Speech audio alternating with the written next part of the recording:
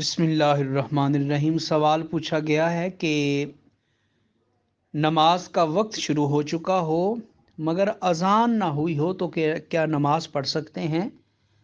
जवाब ये है कि नमाज पढ़ सकते हैं, इसलिए कि नमाज दुरुस्त होने के लिए अज़ान का पढ़ा जाना या अज़ान का सुनना ये वाजिबात में शामिल नहीं है।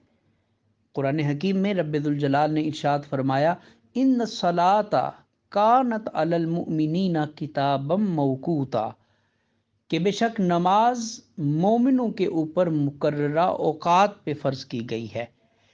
तो जब नमाज का वक्त शुरू हो जाए तो नमाज की अदायगी दुरुस्त है, अगरचे कहीं पे अज़ान नहीं हुई या अज़ान नहीं कही गई।